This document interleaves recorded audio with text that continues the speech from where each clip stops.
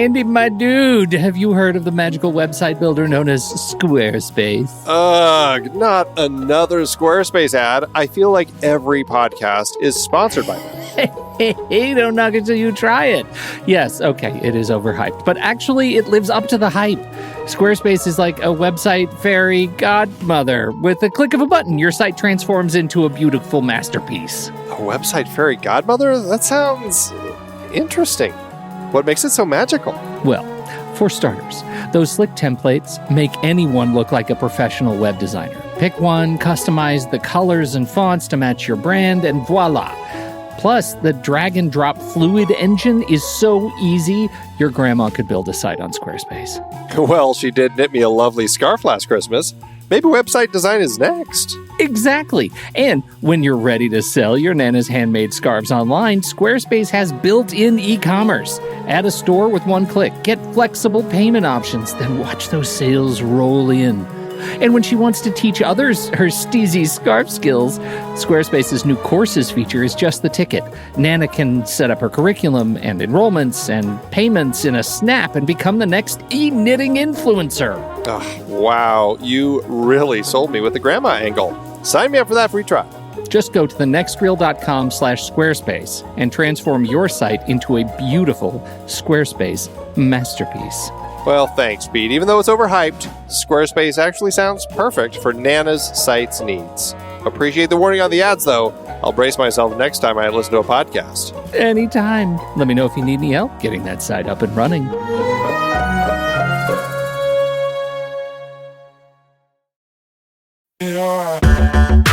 Andy, can you believe we've almost hit 700 episodes of The Next Reel? I know, it's crazy. And with all the other episodes in our family of podcasts, we are well over 1,200 episodes of movie conversation. It's really pretty amazing that we've gotten to have these in-depth movie chats every week for over a decade now. And we couldn't have done it without our loyal community of film fans. Their support over the years has meant so much. For sure. That reminds me, we should give the merch store a shout out. Buying shirts from thenextreel.com/merch is a great way listeners can continue to support the show. Plus, they get to sport our great designs. Absolutely. I think sometimes folks forget we have a variety of shirts, mugs, phone cases, and more available. In fact, a great place to start is with a shirt sporting the Next Reel's logo. We also have that classic Fast Times Spicoli Surf School tee, or the weirdly popular Rusty's European Tour shirt. The one from National Lampoon's European Vacation. Why is that so popular? Search me, but we have sold a ridiculous number of those. I guess there are a lot of Rustys taking trips to Europe? We're always adding new designs based on movies we've covered, like our brand new design for a streetcar named Desire, featuring a streetcar named Desire. So if you want to rep your love of TNR and films, head to thenextreel.com/merch. Every purchase helps us continue to have these weekly in-depth conversations. So visit thenextreel.com/merch today. And as always, thanks for listening and being a part of the Next Reel community. We've got lots more great movie chats coming your way. Now, your mama told me what happened to you yesterday. How the hell you gonna get fired on your day off? I'm Pete Wright. And I'm Andy Nelson. Welcome to The Next Reel on True Story FM. When the movie ends, our conversation begins. Friday is over. Just give us 3.5 minutes, maybe 4. Come here. What's up, Big Perm? I mean, Big Worm? If you ain't got my money, I'm killing you and him. You done dragged me into this? I'm used to stealing. Get in, get out. Here come Debo. Give me your stuff. You want me to ask for my bike back? What bike? The one I let you use a couple of weeks ago. That bike. So we're back after our little break. Andy, how'd you do? Do you feel good? Do you feel strong? I haven't been watching enough movies, and I haven't been talking with you about movies enough. So no, I don't. I feel weak. Talking with you about movies is my strength. Oh, that does my heart such good, Andy. I'm so glad that we are back and we're starting out. We posted our second half series breakdown a while ago. It is something else, really something else. Yes. We've got lots of foreign pictures in there. We sure do. We also have some monster films in there, but we're starting with a film that is very close, I think, to our hearts, and that is 1995's Friday. Why did Gary tell Gray. me again? Why did we choose this one? You showed this. You had seen this in college, and then you owned it, and we watched it in your room in the dorms, and just laughed our butts off. It is so funny, and it's so memorable. The characters are just like peak comedy characters that are instantly just ones that you will remember forever because they're just so clever, so well written, so real. And I think because of that, this was one that I think we had wanted to jump into, and we hadn't seen the other movies. And so we're like, well, at some point, let's do this series. And then we heard that they were planning a fourth one. We're like, well, let's wait until that fourth one is going to actually happen. And unfortunately, it's not going to happen now. At least it doesn't sound like they are. We'll talk about them more as we kind of get to the closing of this series. But for now, it's a great start to this. And we're like, you know what? Since it doesn't sound like they're doing a fourth one, let's get it in the line and talk about these films. And so we are here to talk about a fantastic stoner comedy from '95, Friday. Stoner comedy, hood comedy. This is one of those just wonderful launchpad movies where so many actors in here. There are actors with just legendary comedy careers that were already in here, but this is a first for a number of performers in this film, and it's just a delight to see them come to life, and especially now that we know where they've come from. This movie started with the American sports reporter Alana Rizzo, who worked for me at the University of Colorado at Boulder. And she came to me one day and she did a line from this movie and I didn't know what it was. And she said, drop everything. We're literally going into your room to watch this movie right now. And we had a Friday party, and that's how it started. Alana Rizzo is now with the Los Angeles Dodgers broadcast team. She's an Emmy-winning reporter on Spectrum Sportsnet, but she's also a massive Friday fan. You heard it here first. This movie tickles every bone. It is not I feel shame sometimes watching it. It's not great. It's not. Shut up. It's not a right movie. It's not a right movie. And yet I feel so good when I watch it. Is that okay? Is this a guilty pleasure? I don't think so. I think no, because I don't think it's hard to say. I feel like guilty pleasures fall into kind of a cult thing where there's not a huge audience for them. Cult film, there wasn't a huge audience when it first came out, but it built later down the road. Whereas a guilty pleasure, I feel like it never really had that. And or maybe it did. It's generally reviewed as a pretty bad film. It's just one that you happen to really like. And this film, I mean, it was popular. It still is popular. It got great reviews. I don't think it's, I think that it's just a funny movie. It's a funny movie, and it's doing exactly what it set out to do in the genre that it set out to do it in. And I think because of that, I think what Ice Cube and DJ Pooh put down on paper and wrote, and what F. Gary Gray directed, I think they captured a world that is just so full of life, such interesting characters from beginning to end. And that I think, I think Boyz n the Hood, Menace to Society are fantastic films, but they definitely set a tone for what life in the hood movies were going to be like. I mean, even if you look at like Colors, something like that, it definitely sets a vibe for what a hood movie is. And it's not necessarily what it really is for everybody. And what Ice Cube really wanted to do, along with we have to say Patricia Charbonnet, who's she produced the film. She had been working with him back in the N.W.A. days, and they really kind of said, you know what, there's this whole other world that people aren't seeing, that of the neighborhood that they grew up in, and they're like, let's tell that story. And so Cube sat down to write this with DJ Pooh, and he had known F. Gary Gray from, he was a music video director that he had done some videos for them with N.W.A, and they wanted him to come along because Cube felt that he had a good vision for it. And they all grew up kind of in the same neighborhood. And so they're like, let's make something about the positive side of this neighborhood. And it ended up feeling incredibly authentic. These characters, it's just, I mean, it's a stoner comedy. It's exactly the types of characters in that, but they end up having so much more, for me, sense of purpose in the story and just sense of life than you would in like the Cheech and Chong sorts of films, right? I mean, Craig and Smokey, they feel like real people. They don't necessarily feel like just Cheech and Chong running around trying to get more weed. And I don't know. I feel like because of that authentic nature of the neighborhood, it allows for, sure, the story's not necessarily like the strongest sort of screenwriting type of story, but it allows for something that feels very authentic.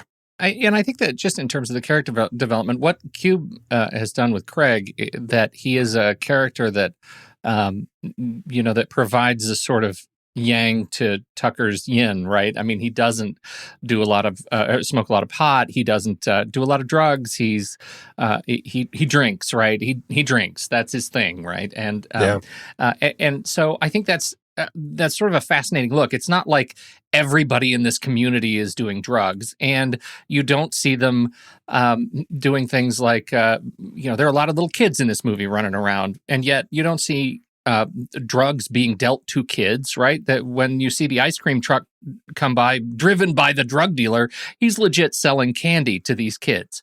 And so there are some images that if you go by all of the other drug movies and properties that we've seen, if you go by The Wire, everybody is buying and selling drugs or trying to catch those that are buying and selling drugs. And this movie softens the edges in, I think, just the right way to make it funny and sort of antiseptic to what I think we're used to and what I think we're challenged by. And so that this sort of storybook kind of fantasy land, he wakes up, we have one day where we get to spend they might as well have had a book cover open once upon a time that we get to spend with these characters in their day in the life. It becomes just the ultimate sort of thrill ride that doesn't end in the darkest of the dark levels of violence. It ends in, a test of will and of strength that is rewarding at the end. It's a ride that doesn't end in grief. It ends in triumph. And we should say, talking about just drugs in the hood, the only real drug that we see is marijuana. I mean, that's it as far as what they're using, what they're selling. There's nothing stronger than that other than the accidental angel dust. The angel dust, right. Kind of flashback that we have when, and that's not something that Smokey even intended to try. It's just the guys he was hanging out with, they had laced a joint with it, and he overindulged and went a little buggy. And ends up in a pigeon cage, and it's perfect. Right. So they play that in a way where also it's just like, it's just marijuana. And, right now, I mean, I'm not a pot user, but I am definitely on the side of, why does it need to be illegal? It's kind of nonsensical. People call it a gateway drug and all that, but I mean, it's not any more a gateway drug, I think, than alcohol or cigarettes are. I think that it's wait, is it still, so it's Arizona, it's still illegal in Arizona? Well, it's legal here in it's not just like straight up legal. It's a medical marijuana thing. Yeah. So you have to have medical I don't know what you get for it, and medical ID, so you can go to the dispensaries. Cataracts. Yeah, that's right. Yeah. We don't know. We're not okay Colorado now. though. We're not Colorado. Yeah, Oregon too. Yeah. You just have to buy it from, a dispensary, but right. Anyhow. But, and so I think that gives it just this air of just kind of more pleasantness. It allows it to just have fun because there is this tradition of stoner comedy, right? It's been something that's been around for quite a long time. Right. I mean, if you go all the way back to Reefer Madness in the 30s. That was not funny. It wasn't Reefer funny. Madness did it wrong. No, well, it wasn't funny, but it became funny when stoners kind of latched onto it, and it became, I mean, that was definitely not a stoner comedy, but it became something that people watched probably in the 60s, and it turned it into a stoner movie because it just was this whole anti-drug message was so kind of silly that they almost made it a fun parody and just got high while watching it. And then, of course, Easy Rider. We got to say, because I don't think you said it, 1936 Reefer Madness. So we've been doing this a long time. Yes. Yeah. But it really took off, I think. There were a few before Cheech and Chong, but when they kicked it off in 1978 with Up in Smoke, which we have referenced in this movie, that really kind of, it slowly took off. You got more and more pot in movies, but it's definitely been a thing. And it's kind of this cultural thing now that we just have these stoner films. And so I thought this would be a nice little thing to look at the common elements of stoner films. Oh, outstanding. So this is what, according to Wikipedia, a stoner film is. Many stoner movies have certain elements and themes in common. The template involves a protagonist or protagonists, often two friends in a variation of the buddy film, who have or are attempting to find marijuana and have some task to complete. Check, they have marijuana, and check, they have some tasks to complete. They have to find $200 that Smokey owes his dealer because they smoked all the marijuana that he was supposed to sell. Yes. Often stoner films involve evading authority figures, sometimes law enforcement agents who are portrayed as comically inept, but also parents, coworkers, friends, and security guards who disapprove of the protagonist's marijuana usage, usually out of a greater lack of acceptance of their lifestyle or leisure and innocence. I don't know if it quite fits in here with any of that. Nobody's trying to stop them from smoking, but obviously they're trying to make sure certain people aren't that aware of it, like they're not smoking in front of his mom, stuff like that. Most serious moments are intended ironically, often to parody overwrought counterparts in mainstream cinema. The comic story arcs often approach or fall over the line into slapstick. I definitely say that there's some slapstick in this film, but this was something interesting in this film. The serious moments in this film are treated really seriously. There's nothing ironic about them at all, which I think is an interesting thing to talk about as it relates to this film and how it fits into the kind of this stoner genre. Yeah, it's funny because it's coming right on the heels of movies like Dazed and Confused and Clerks, right? Like those were early 90s. And this one's smack dab in the middle. Yeah, Dazed and Confused 93. Clerks was I don't know if Clerks. I don't know if I'd call it a stoner. I don't think there's any marijuana in it. Is there? Is just I guess they're. Well, Jay and Silent Bob are weed dealers. Yeah, I guess so. It's interesting though because it's not listed in the stoner film list on the stoner film page on Wikipedia. Oh well, and Wikipedia's right. Backwards. Right.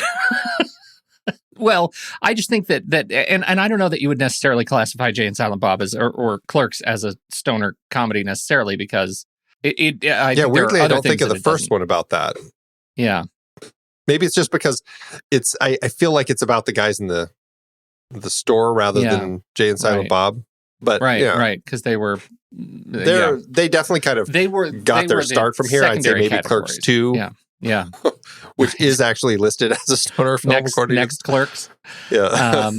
But I do think there is something to that. Like, what does this movie learn from these movies, and what does it say about the 90s, this sort of period that we were getting out of these stoner films? Because the next one, it was Mallrats too, which was, we got more of Jay and Silent Bob and more weed.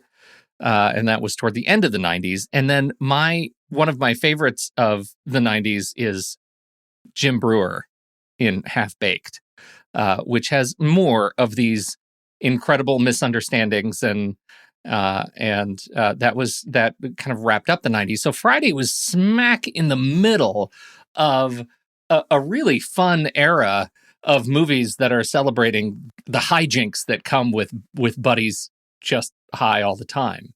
Yeah, right. But it was a different perspective, and I think that's one of the things that jumps out at me because it is also a hood comedy. It is also this story of these guys. It's like a love letter to their youth, as you said, right? It's a love letter to South Central. It's a love letter to to the good times and the fun times. And I watched an interview with Ice Cube, and he says, comedy was hugely important to the Hood, hugely important to South Central, hugely important to his youth, because, you know, there was also a lot of grief there, and there was also a lot of pain. And so we had to laugh. We had to figure out how to make each other laugh. We had to figure out like what kind of gags and goofs we could play on each other. Because, man, if you don't, you're crying. So there was a lot of laughing in this time. There was a lot of messing around and playing tricks. And this was the movie that celebrated that part of it. And I just, there's a lot of joy in this movie as a result. Although I would say a lot of dark stuff too. I mean, we do get a drive-by. Well, and that's the thing is, like, it does go into the darker stuff, right? You've got the drive-by. You have Dad's real serious conversation with Craig about his gun and how he doesn't need it. And, you know, all you need are your fists and everything. And then, of course, you got that really intense, for a comedy, it gets really dark and intense at the end in the climax when Debo is confronting, when I should say, when Debbie is confronting Debo, and then he just backhands her. Yeah. And then Craig jumps in her defense and starts, he and Debo just go at it. And that is like, all of a sudden, like this intense fight, especially when Craig pulls the gun out. And all of a sudden it's like, whoa, we just jacked this up to something I wasn't expecting for this stoner comedy. It takes it to this serious place that allows for the life of kind of what people had been experiencing here in this neighborhood, to kind of see all the different sides of it. You've got all the humor and everything, but you also have the darkness, and you have that serious moment with Dad and everything. And then Craig kind of gives his mom the gun, and he and Debo go at it. But it's like, it's real serious. And I like that it takes that turn and allows for that the levity to be balanced with some gravitas.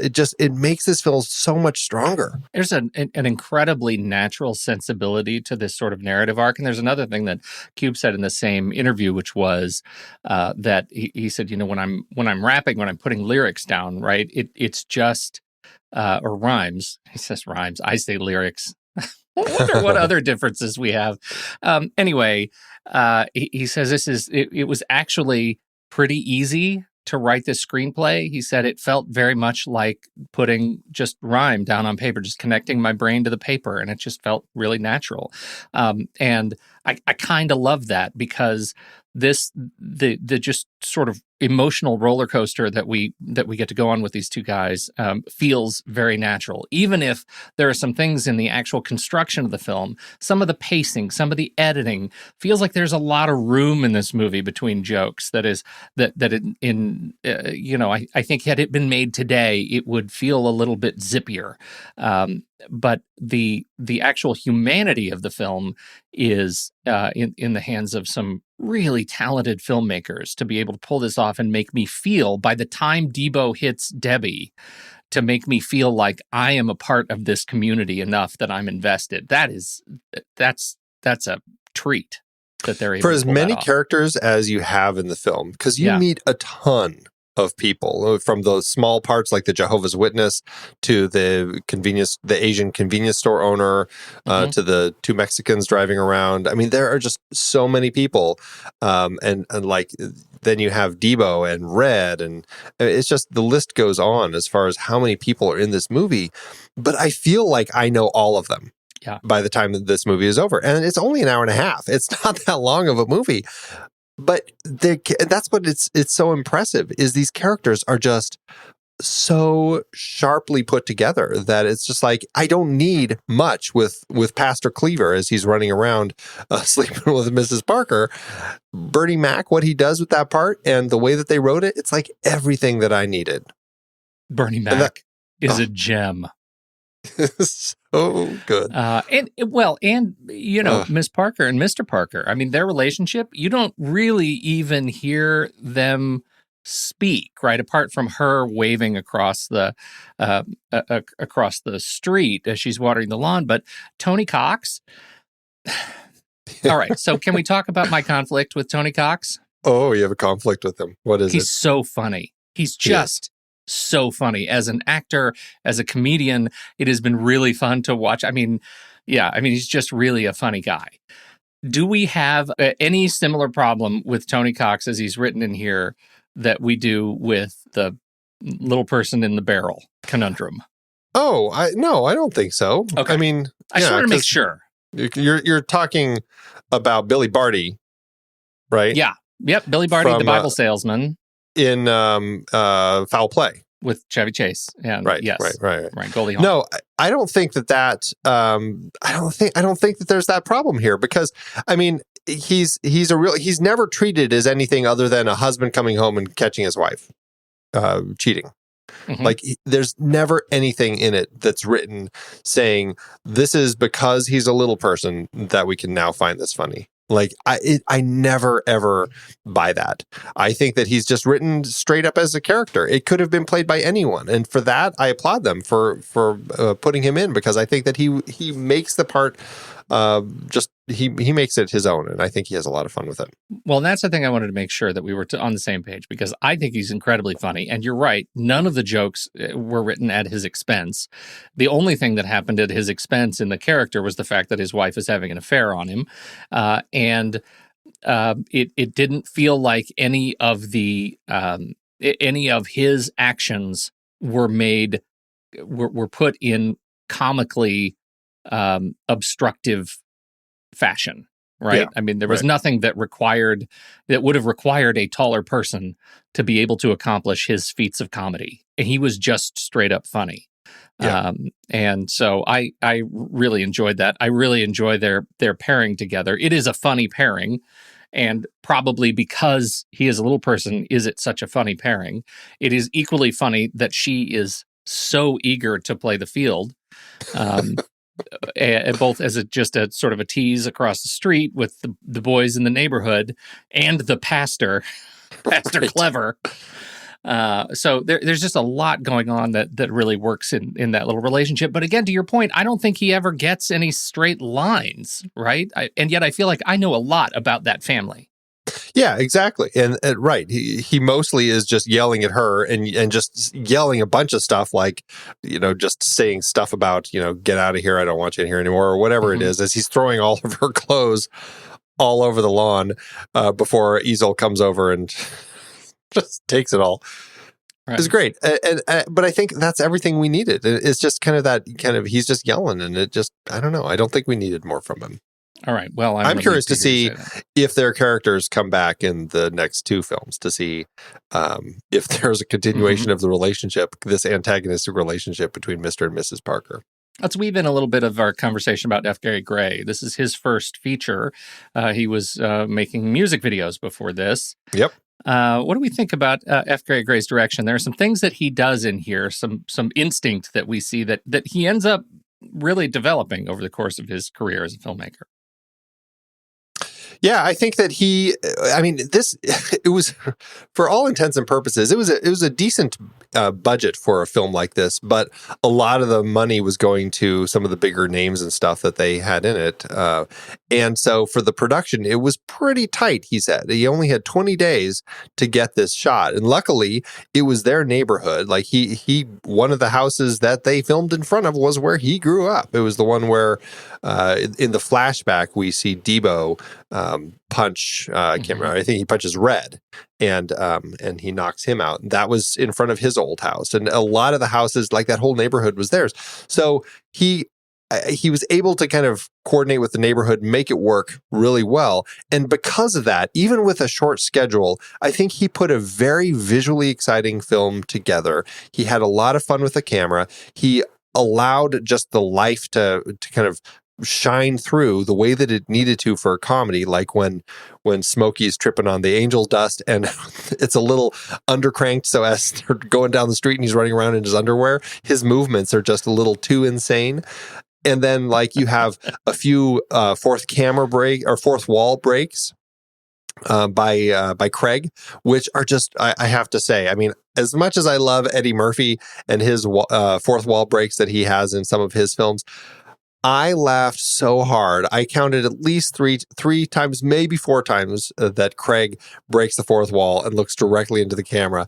And it's just the way that that a cube looks. I don't know. It works really well. And those are things that I think Gray knows how to capture. He knows how to work with his actors, capture those moments. You got some great POV shots. You've got really creative work. And even like when you have the drive-by, it was done in a way that never felt like overly dark or threatening. I mean, obviously they're shooting at him and stuff, but he handled it all well, where I was just like, this is a guy who right out of the gate knows where to put the camera, how to move the camera, and give the camera life in a movie that needs to have fun. And I think that, I think he bounced around a while with different types of films. He did more serious action things like The Negotiator and The Italian Job. But then he goes into comedy like Be Cool. And then, of course, Straight Outta Compton, I think, is just a stellar film. And then jumps into The Fate of the Furious and Men in Black International. So he's definitely been all over the place with his career. But I think right out of the gate, he takes his music video sensibilities and he knows how to handle it really well, you can tell, with this film. Yeah, even the movies that I don't think are that great of his, right? I still feel like he is, it shows a confident hand, and you can see every bit of that at work in this movie. I don't know. Did you have a feel for The Negotiator? Do you have a memory of that? I didn't really care movie? for it. I didn't either. I thought it was fine. I just thought it was a pretty average film. Yeah, I did too. And I feel like it often it confuses me that how many people like that movie more than I think it's deserved. And then I go back just another year to The Italian Job, which I think is often sort of undermeasured. I had such a delightful time with that movie, that particular remake. I think they did a great job with it, and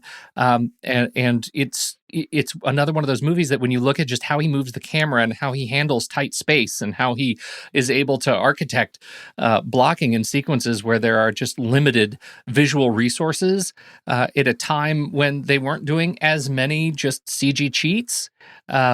He is a capable visual filmmaker. It's just fantastic. I love being able to connect that particular dot here. I think, you look at what he did there, and then you look at what he did in The Fate of the Furious. I think that he clearly there's a through line in those two films, the way that he kind of moved from there to there. I didn't bother with Men in Black International. I didn't hear many good things about it, but I thought it was fine. I thought it was really fine and fun. I mean, it was a frivolous, flamboyant, kind of fun visual spectacle. In terms of finding things to love about it, one of those things isn't the story. But Tessa Thompson and Chris Hemsworth it is really fun to see them on screen, not in their Valkyrie and Thor outfits. Right. You can tell it's a character grab, but if you want to see just a really delightful, just special effects romp, again, this is F. Gary Gray knowing how to handle the camera. And just to my last point about The Italian Job, he's adapted quite well to the special effects universe, right? I mean, he's a guy who really understands how to use and integrate effects. So to your point about the Fast and the Furious, like that, this is another one of those movies. Yeah, and he is one of those directors who you don't think of very much because of some of these films not being that great. He and because it seems like when you're doing stuff like The Negotiator or Be Cool or Law Abiding Citizen, you do kind of fall into that territory of kind of a director for hire sort of thing, not really standing out. But I mean, you look at what he did for Straight Outta Compton. Yeah. He was fantastic, and he's one of those people who was kind of called out for when the whole #Oscars So White hashtag came out as being somebody they didn't nominate for Best Director. Yeah. And so I'd say, you know what? He did a great job with that film. I thought it was great. And going back to the directors for hire thing, I mean, he is working at the top of the Hollywood director pool right now. I mean, he did, when he directed Straight Outta Compton and Fast and the Furious, or Fate of the Furious, both of those films set the record for the best opening by a film with a black director, and Fate of the Furious became the first film directed by an African American to gross over $1 billion worldwide. So he's setting like great records and directing great films, but he isn't getting the recognition that he deserves. And it all started here. Yeah, yes, it all started here. And it's one of those things, like his track record is one of those that makes me at once question and really get excited about his announced participation in Mask Mobile Armored Strike Command, which is a toy property, cartoon property of my youth. And I think to myself, heart too. What is he doing with this movie? Like, there is a nostalgia play here that is going to be positively epic. I hope it's one of those that he does something with that I can go, okay, that's something that I can really applaud for Gray to have been involved in, as opposed to something that is one of these more forgettable kind of Hollywood properties. Yeah, that's a lot of enthusiasm for him. We better find something we don't like about this movie.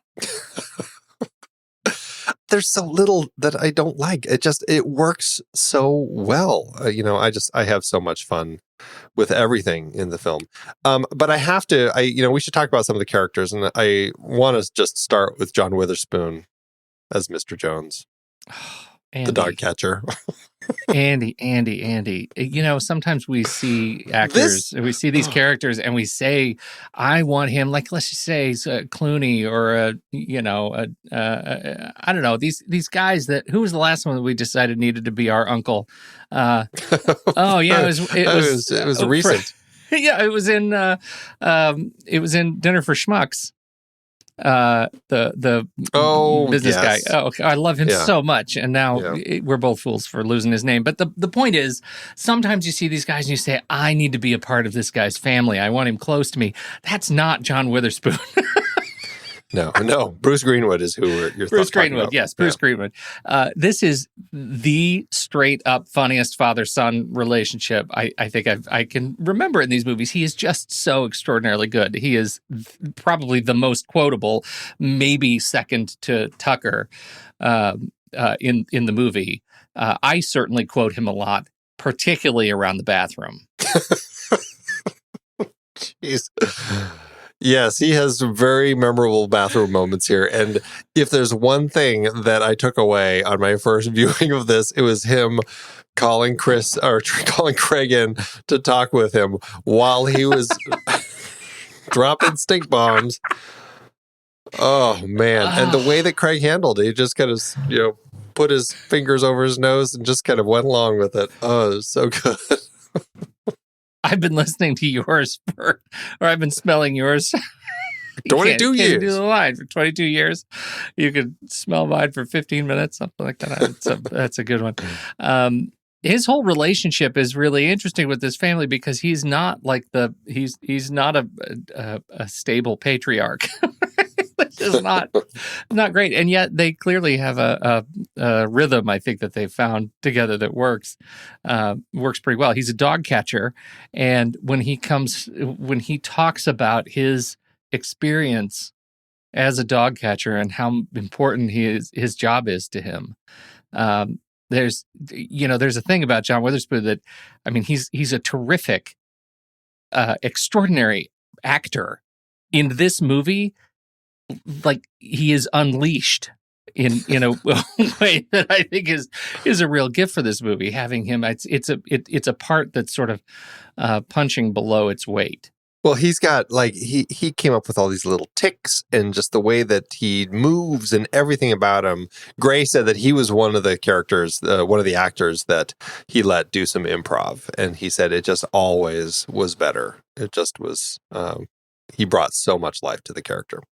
Apparently what he was eating the whole time, he was eating grapes. All grapes. Mm-hmm. That's what he's always at the very beginning, he's chewing on grapes. He got a grape in the corner of his mouth as he's talking to his son.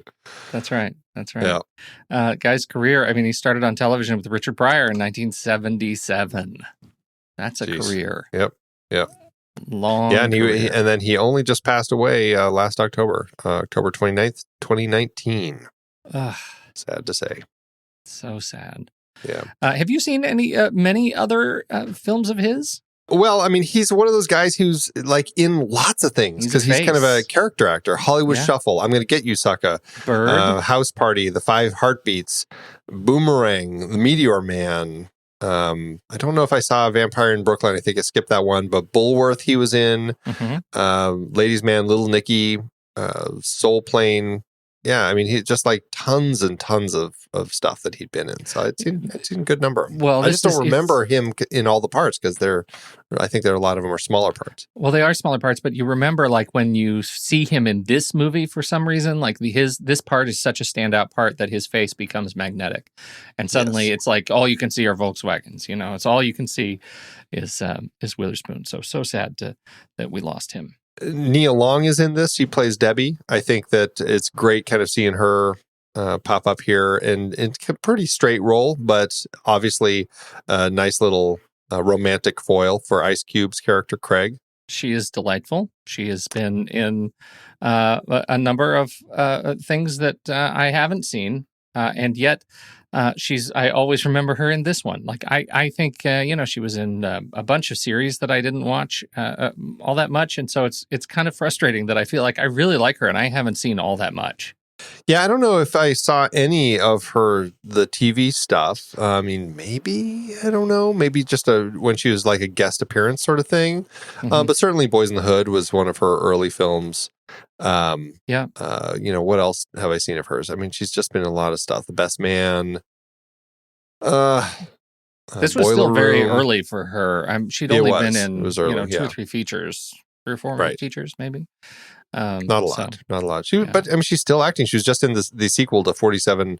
Was it 47 Meters Down, Uncaged? Yeah. She just was in that. So she's still keeping busy. And then of course you have Regina King who pops up. She was also in Boys in the Hood, and obviously has had a very big career. Just won her Oscar a couple years ago for her supporting part in If Beale Street Could Talk. She's always been one of my favorites. I just love seeing her. I think her part in Jerry Maguire is possibly one of the great screen characters. She's just so great in that movie. But, she does a great job here as the sister. I like her. Yeah, I do too. It's so fun to see her and watch her like just sort of sleeping on her elbow to not mess up the hair. Like there's so many wonderful little character bits. And she treats this character and this neighborhood with confidence. Like that's one of the things I really like about this movie. All of the women, I think, are strong women. Yes. They run the place. And I really enjoy that. Even the younger sister here is a dominating force when she's on screen. Speaking of stronger women, I mean, we got to talk about Mom, Anna Maria Horsford. Amen was the show that I watched her in. She was in that with Sherman Hemsley. That's what I watched her in the 80s. Late 80s. Late 80s. Because she was his wife? Well, no, because he was a widower. I don't remember who she was, actually. Huh. She was the deacon's daughter and his eventual wife, yes. The deacon's daughter and eventual wife? That's a weird relationship. No, so let's see. Let's see. The series revolves around Ernest Fry, a widower deacon of the First Community Church of Philadelphia, who also works as a lawyer. Let's see. He has a single daughter named Thelma. Reuben Gregory is the new young pastor. Oh, so she is she marries the new pastor. The new pastor. Yeah. I don't remember that show very well, but I know I watched it all the time. It was, I don't know, it was on one of like the Thursday lineup or something, but it was in my lineup of shows. That's where I know her from. I feel like I figured that out.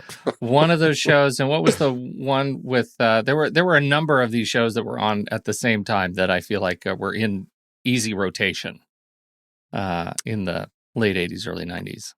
Yeah. Okay, well, I'm really glad we uncovered that because I'm glad we did too. And that we have, your expertise on Amen and the works of Sherman Hemsley. That's what everyone's here for. Yeah. So we didn't. I just want to go back to DJ Pooh, who's in the movie, also wrote it as Red. He's in as Red, and DJ Pooh surprised me a lot. First of all, he has a stunning, an exemplary producing career. Yeah, he's behind some of the greats. When you say producing, you're talking music, hip hop. Yeah.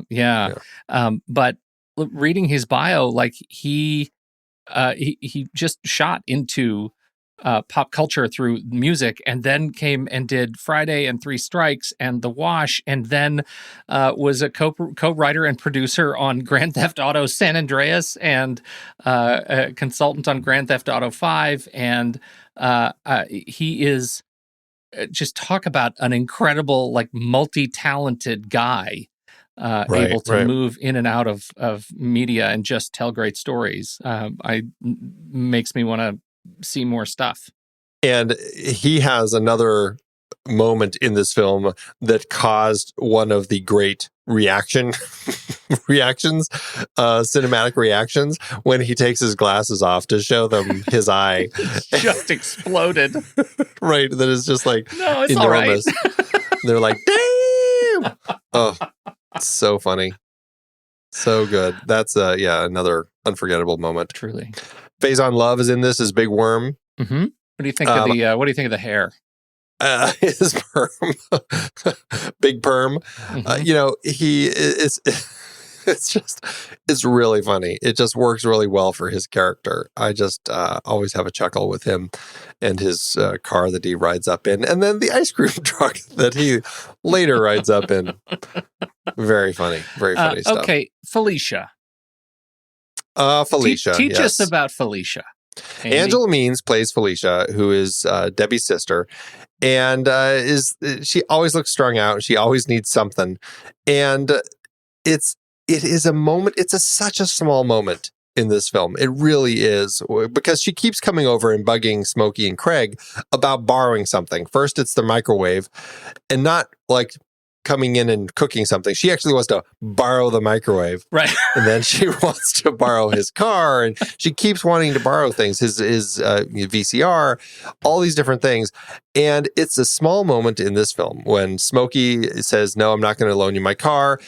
And Craig looks at her or actually kind of looks away and is just like, bye, Felicia. And that moment, it was nothing in this movie other than a small kind of diss to say, I'm done talking to you. Go away. It turned into, and it actually, starting probably around, 2000, I think it started 2008. Actually, I'm looking up it right now. December 7th, 2008. User Pimpin817 submitted into the Urban Dictionary by Felicia, describing the phrase as a way to bid farewell to someone who is deemed unimportant, and uploaded the clip and everything. And from that single entry, it has turned into a huge internet meme. You have people from TV shows, reality shows. There was an actual TV show itself called By Felicia. Just the memes fly around. Characters in TV shows say it to people. It's like constant. News reporters say it. It is a full-on internet thing now that they started with this simple line, By Felicia. Do you from this very film? Do you take it? I have said it before. I don't say it often, but I actually have said it before. I say it to my kids. That's why before the show, my daughter was in here and you said it to her, and she said, "This movie is what that's from." So I say it to them. And now they know. Oh, now they know. No. We've talked a lot about all these other people, but we have talked very little about Cube and Tucker. Yeah. Right? And we really should. We should talk about Cube and Tucker. Cube is an interesting guy because he's and when you hear Gray talk about Cube, he says, Cube was the toughest man in America at this time. And when you take someone you're used to delivering on hard-hitting social issues and hardcore gangster rap, and who has a hardcore point of view on politics, you would never think comedy. Gray says it scared him to death to attempt to direct Cube in this kind of movie. Yeah, and because people weren't expecting it. But he said once he started getting pages, because Cube went on tour over in Europe and was faxing pages every day to Gray. And as Gray read the stuff, he's like, oh, now I'm seeing it. And he could totally see it. And actually, first he thought maybe Cube should play Debo. because that was kind of the tone that he set. But with him and Craig, he just, I don't know, it ended up being magic what they created here. And he definitely has a little bit of his N.W.A. vibe here, but he created a whole character. And that's something I've always loved about Cube since Boys in the Hood. It's just like, this is a guy who gets it when it comes to creating an on-screen presence and just kind of being that character. I think he's fantastic in this. And I'm very much looking forward to talking about him later in the year when we get to talk about Anaconda. Okay, that Just too. This is going to be the year of Ice Cube. Well, on this show, I think with those two movies. Oh well, it'll be four movies. Yeah, right. Yeah, that's great. Big year. All right, loving it. I think he's I think he's just terrific in this movie. He's a great straight man to Tucker too, and he's got a little bit of that unpredictable tough guy, unpredictable sort of player, unpredictable kind of ladies' man, and then when he walks in the house, the way his demeanor sort of changes when he's inside versus outside the house, when he's in the room with his mother and sister, when he's outside the house, when he's alone or with Tucker. Like, there is a whole context shift that I think is really palpable that he's capable of bringing to this character. And I think it's I think that's one of the things that makes this movie so funny, is that he is still a child. And he's wearing these coats of all of the trappings of, tough guy when he needs it, whatever. But this really is his journey of becoming a man, right? When he learns to put the gun down. Like, that's what the whole movie leads to, is that climax at the end when he stands up and fights for himself, where he puts down the implements of violence and fights his own fight against the impossible enemy, the impossible boss fight, right? And I think Cube does it. Also, another element that I found to be really interesting that he obviously chose to write into the story is that he's not a pothead like Smokey is, right? He doesn't smoke. And Smokey is like, I know you don't smoke weed, but I'm going to get you high today. And that's like his whole thing. And we see him smoke a joint for the first time and go tripping for the first time. And he's seeing Big Worm's head in his cabinet in the kitchen, and he's just like, what is going on? And so I like that we're seeing this journey with somebody. It's not just like Cheech and Chong with like two total stoners who are just trying to get high again. Yeah. This is like a totally kind of different shift. And I appreciate that he kind of allowed for that to be a part of the story. Me too. All right. So now Tucker, who you fell in love with in The Fifth Element. Let's just get the story straight. Why do we always have to bring that up? Oh, God, I hate that. Low-hanging fruit, man. So, yeah. You make it really too easy. I do. Let me just say, Rush Hour. Yes. Rush Hour 2. Never saw Rush Hour 3, but I'm sure I'd appreciate it more than Fifth Element. Oh, you absolutely would. I think they're all, I mean, he is the guy that is just great to be kind of unhinged, unleashed. There isn't something that I think I've ever seen him do on screen that isn't funny in some way, shape, or form. He's just a very talented guy. Even for me, even in the Fifth Element, I think he's got something. We talked about him when we talked about Silver Linings Playbook. Even when he's now more mature and just being a little more serious, there's still humor with him. He still carries that. And I think I really appreciate that. And I just, man, what he does here, what he brings to screen, and he had done a few little, like, very, very small bit parts in some movies and stuff. Really, it was Def Comedy Jam that he was known for. And what he brings here is like this whole presence that you're like, oh, this is Chris Tucker and welcome to the world. And we are ever grateful for what you are providing us now. Because it's just like everything in the movie is so spot on perfect. Well, and he's a guy who's incredibly capable and adept at using his whole body, like as an actor. Like, he is very aware of his comedic assets. And I think in this movie, he brings every one of those to bear. The way he uses his mouth, the way he uses his tongue, the way he uses his eyes and his eyeballs.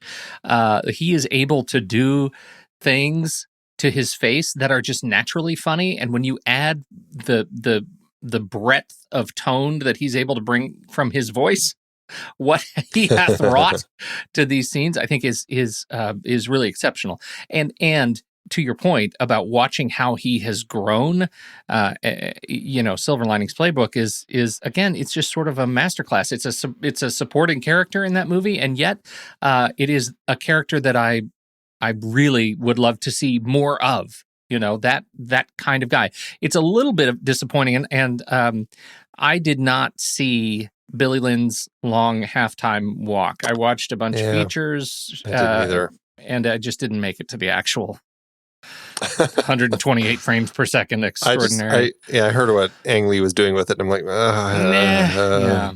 But I'm curious about what he did in that movie, because this is kind of his era. And the next thing that he has announced, rumored, is he's coming back for Rush Hour 4. A little disappointed in that. So anyway, he is just so funny in this movie. He's so good. And when you hear Cube and Gray talk about him and their experience of working with him now, decades later, both of them say, what we were watching and what we knew then we were watching is welcome to Chris Tucker movie star. Because he's that good, and you can see him be that good right now on set. Especially for a guy who bombed his audition. He was so nervous. He couldn't get it. And so they actually had him come back, and he nailed it when he came back. But geez. Yeah. We should keep moving on, but I do have to just throw out Tommy Tiny Lister Jr. as Debo, who's one of the great on-screen villains.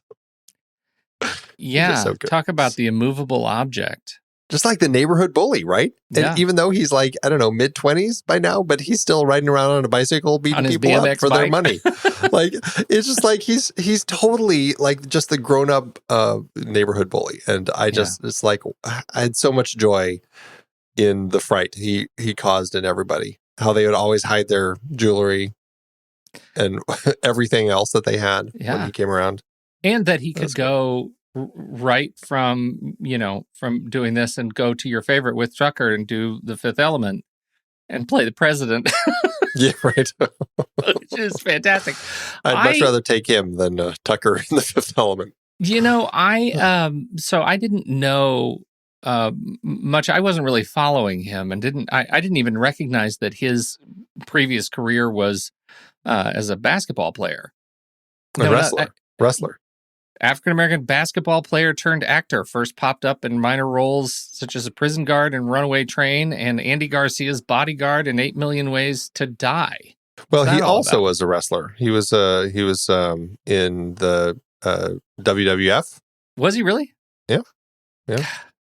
He was also and the WCW. So spokesman for Monster Energy drinks. I don't think he played basketball. I'm not seeing anything about basketball. Oh, no, in college, I guess, yeah. No, shot put. What? Originally a professional wrestler known by the name Zeus and Z Gangsta, Tiny left the world of wrestling in the 80s to pursue an acting career. So why does we have competing bios on this guy? No idea. But I do see he did shot put when he was in college. So I don't know. I don't know where the basketball came from. Wrestling, shot put, and basketball, apparently. Apparently so, yes. But 80 credits in films. Oh, he's busy. And I think he's still pretty busy. Yeah. Dracula 3000. Did you catch that one? Skipped that one. You did? That's weird. Seems right up your alley. Right. All right. He was in the Human Centipede 3. No. He was in Zootopia. Oh. He was a tattooed prisoner in The Dark Knight. Yeah. Yep. All right. I did want to just call out for the music. One, the soundtrack's great for the movie. A lot of great songs in this. I have been singing Rose Royce's I Want to Get Next to You for days now. And do the thing that we did before. Ding, ding, ding, ding, ding. Yeah, do that. Go ahead. I'm not going to do that. That's the trailer That's not even in this movie. It's in the trailer. Oh, it's in the trailer. Okay. Yeah. Go ahead. 1, 2, 3, and go. Is that really in the trailer? That is in the trailer. Is it really? Said a hip hop, a hip it to the hip hip hop. You don't stop the rock until the bang bang boom and up jump the boogie to the rhythm is the boogie to beat. That's right. You're a real wedding singer. That's what I am. No, but I did like in the credits how you have music underscore by Hidden Faces. I don't think I've ever seen the score for a film credited as such. Music underscore. Funny. Yeah, strange little thing. We didn't mention cinematography by Jerry Lively. And yeah, I mean, I think that he captures it well for the speed that they needed to do it. I think it looks fine. I think they made it look really nice. So not a very big or robust career in film. I don't know if he's doing other stuff since. I don't know if he's doing a lot of music videos and other things, but he's done a lot of horror stuff, Hellraiser, some Hellraiser films, Son of Darkness. He moved into directing like a lot of cinematographers do but just a little before this, but yeah. So anyhow, how to do an award season. It wasn't a big award movie. Surprise, really? A lot of stoner comedies aren't. But it did have the MTV Movie Awards, of course. Movies like this, they love them. Best Breakthrough Performance, Chris Tucker. I don't know where I'm getting Chris Cooper. Best Breakthrough Performance by Chris Tucker. He lost to George Clooney in From Dusk Till Dawn. I can see why they would give it to George Clooney. For that, I feel like I could go either way here. Best comedic performance, Tucker. He lost to Jim Carrey for Ace Ventura: When Nature Calls. I feel like in context of it being a sequel, I feel like Jim Carrey probably already did everything he needed to do in the first one. Although I think I preferred the sequel. I don't know. I feel like I did When Nature Calls. Really? I feel like I did. I honestly can't remember. I remember him singing Chitty Chitty Bang Bang as he drives around and the whole shakaka and everything. I don't know. Yeah, I didn't stand up. And I think now watching this movie, I feel like the first one doesn't stand up at all. The first one is really offensive to watch now. It's hard to watch those movies now. And this one, I really struggle with it because this one, it just feels in hindsight like, oh, right, the white rubber face guy won and not the black rubber face guy. Yeah. Okay, I get it. Right. Chris Tucker should have won. Best on-screen duo, Tucker and Cube, they lost to Tommy Boy, David Spade and Chris Farley. I stand by that. I only just watched that for the first time, and it's probably one of those things, since I saw this one first, I would pick this one over Tommy Boy. Oh, did I hear a niner in there, Andy? And then at the All Deaf Movie Awards from 2016, it had a few, I'm not sure, it looked like a lot of recent, like 2016 films in it. So I don't know anything about the All Deaf Movie Awards. They must have some categories where they just pull stuff in from older stuff, like in the most quoted movie category, in which case this film won. And the Best Bad Mother Award, Tommy Tiny Lister and Faison Love were both nominated in that category, but probably canceled each other out as they both ended up losing to Denzel Washington in Training Day.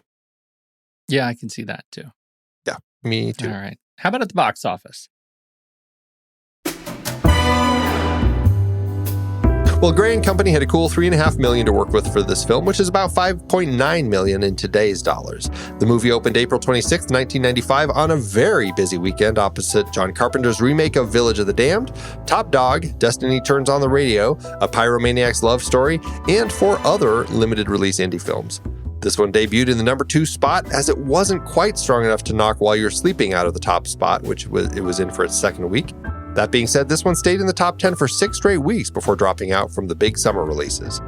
Friday went on to earn almost $27.5 million domestically and just barely $750,000 internationally, giving it a total adjusted gross of $47.4 million and an adjusted profit per finished minute of $456,000. It earned back a solid 8 times its budget, giving Cube, Gray, Cooper, and team the runway they needed for a sequel.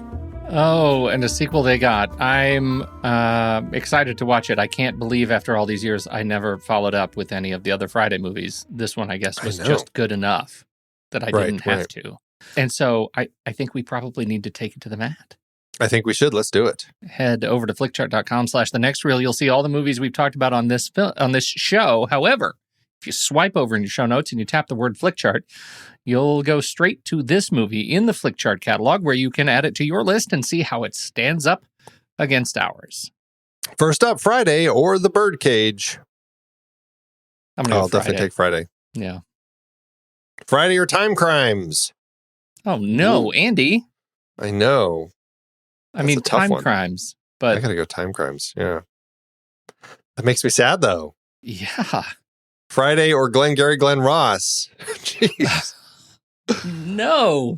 It's going to be like this. Yeah, it's going to be You're Glengarry. going to be like this, are you, Flick Chart? Oh, I got to go Glengarry. Yeah. Friday or In the Mood for Love.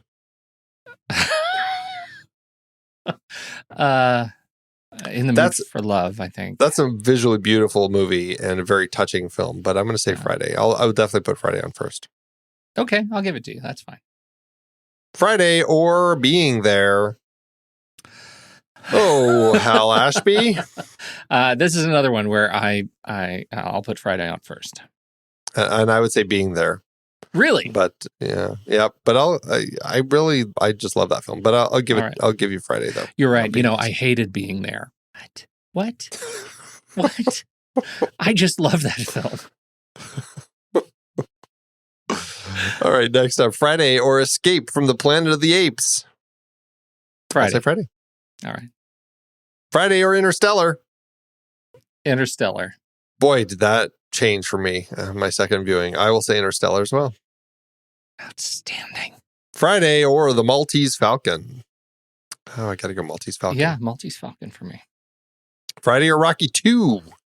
Yeah, I think Rocky 2. I feel like I'm going to say Friday. Really?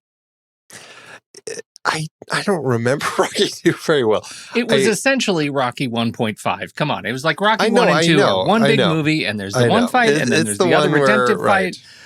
Come on. Right. Apollo feels guilty and brings him back. And all right, come on. Rack it up. I'm going to say Friday. Go. 1, 2, 3. Paper. Scissors. Screw you. Friday Nobody cares.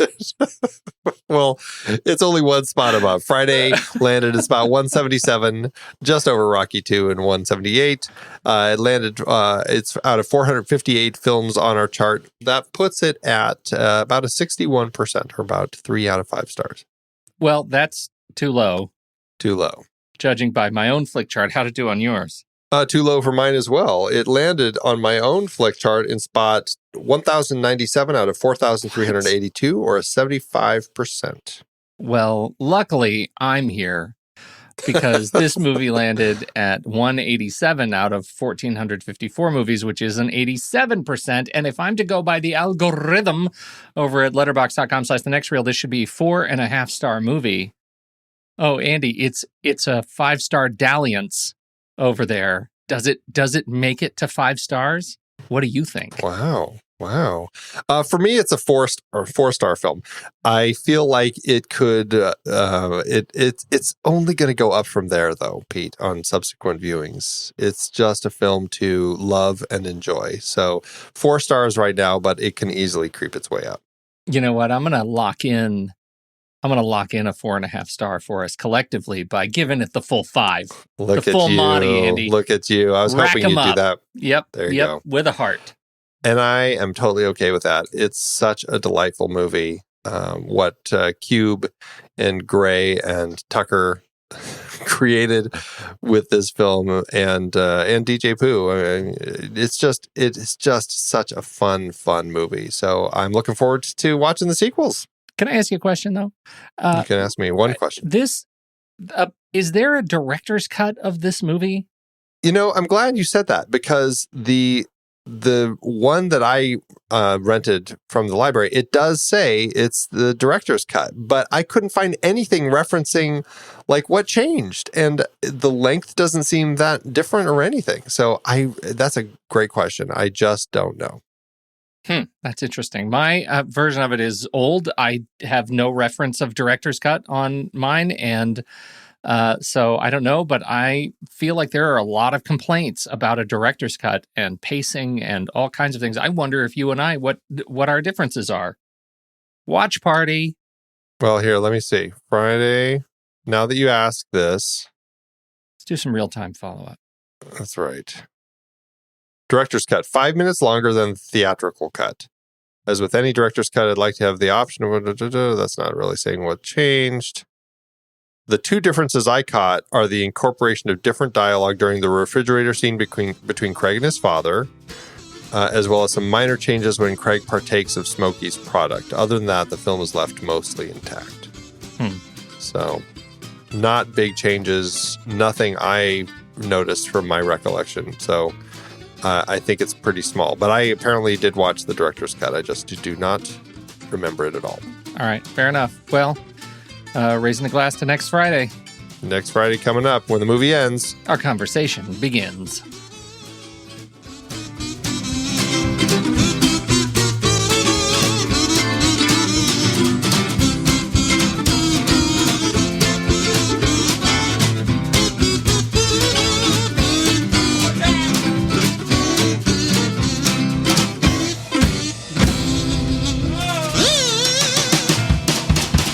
Amazon giveth, Andrew. As Amazon always doeth. For stoners, maybe. Yeah, there are a lot of people who are mad about this movie in the 1-star ranks. Most people like this movie. I would say the abundance of attention is higher in the star ratings. And I would say most of the people who are mad about this movie, who are the 1-star raters, are mad because of the director's cut. Yes. They do not like the changes made. They are furious. Wow. Yeah. And legion. Yes, but there are some people who don't like this movie for other reasons. Would you like to go first? Why don't you take it away this time? I will. Thank you, sir. You are a gentleman. Thank you. I come from Truth and Nothing But, who says, for stoners, maybe. I don't know how any person with morals could think this is a good movie. Foul language, drug use, and laziness are promoted in this movie. I did watch this as a teen, and I loved it. But I was also smoking weed at the time. As an adult who now has a brain and values, this movie bored me, and I was just disgusted. The acting is great. Smokey is pretty funny at times, but that is all. Unless you are a pothead who just wants to pass the time watching some no-brain comedy, watch something else. There are many movies that are funny to watch, even if you're high. I live in Colorado, and weed is legal here. I agree it's good for people with medical issues, but to glorify getting high, not good. Wow. Sorry, Andy. There's somebody who doesn't like stoner comedies. What a mixed message. I loved it as a teen, but I was also smoking weed at the time.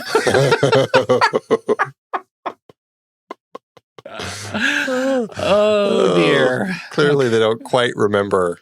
Right. and then the little pivot at the end, the little political statement at the end, I think is delightful. Mwah, right. Cherry on top. Exactly what we needed. Yep.